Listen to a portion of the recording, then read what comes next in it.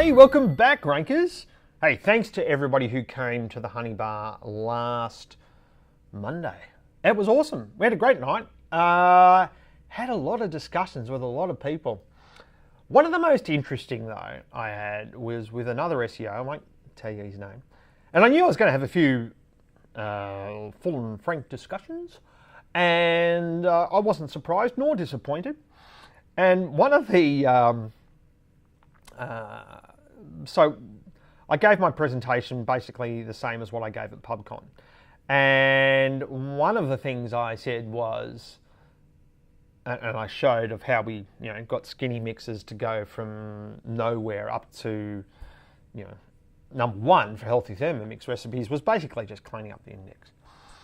And this SEO was saying, why don't you remove categories and tag pages from the index? Because it was duplication. And this guy's been doing SEO for a while. And he said, but so what?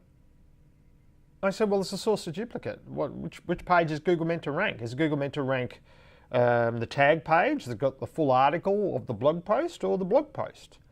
And his comment to me was, well, Google would consider it unimportant and therefore it wouldn't matter because it's a tag page. I said, no, that's not the case at all. I said, and what if a user finds that page? How does that help? There's still, if a user finds a category page, for instance, and it's got a list of blog posts on it, and I'm not talking e-commerce, I'm talking blog or, lead gen content site here. If a user finds a category page in search, goes to that category page, they're still one click away from the post that they want to be at, right? They've still got to click on a post. And that's my point about having potential duplicates. It's the same as pagination in the index. If you find a paginated blog page, then page 27 of 30 of your blog, and it lists all the blog posts on page 27, that's useless as well, not helpful. And all of these things are best practice, get rid of them, clean them up, because as soon as you do that, we know it ranks higher. And part of that is that you've got internal pages competing against each other when you have duplication. That's why, I'm constantly surprised. And in Bloggers SEO, we had the same thing. We had members come into the group.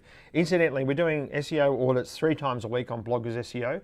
So just on Facebook, just search Bloggers SEO. You'll find us. If you're in the US, just search for Bloggers SEO. We're number 1 across the US. And you will, and one of the people in there said, only external duplication is a problem. No, internal duplication is a problem. It indicates a low quality site. It indicates a site that isn't being looked after. It's why Google has the canonical tag. It's why we talk about faceted navigation. All of these things are to stop duplication. So make sure, and then one of the best things that you can do, and we always start our audits from the browser. So I don't look at the website, I look at Google first. That's where I start the audit. And we go site, domain name. What content has Google already indexed? Is it the content that you want? If it's not, get rid of the stuff that shouldn't be in there and fix up the sites. We see it time and time again where a strong brand who should be number 1 isn't because of basic user experience things. I was just looking at a mattress brand that for some reason has gone from a .com.au, and to go global they've decided that a subdomain and then the brand name .com is the way to go. Big mistake. They should have just gone with the brand name .com / country code hreflang on all of those. Now they've got 30 other sites they've got to maintain. They haven't got hreflang set up on any of them. And so each one of these sites is going to have potential issues, and all they had to do was have one site, make sure there's no duplication. Now what they've done, they've spread their duplication out across in different languages because they haven't set up hreflang properly, so Google's not going to understand what's going on.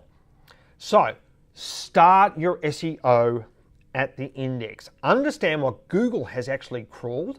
Make sure it fits within 10% of your sitemap, usually 10 to 20% of your sitemap. There's going to be variations, right? Make sure your sitemap's configured properly. Don't put categories and if you're in a lead gen site, e-commerce is different. But don't put your categories and your tags as a sitemap. I know that you can do that. Don't. It's not helpful, and it will slow down the crawl process, and there's no point to it. You don't want them indexed. You want them removed from the index. So when you are looking at your site and SEO, don't think of, gee, I need more backlinks. That's like saying, gee, I need more applause. Okay, then perform and you'll get the applause. Build your business and the backlinks will come. Hopefully that's helpful. We'll see you next week. Thanks very much. Bye.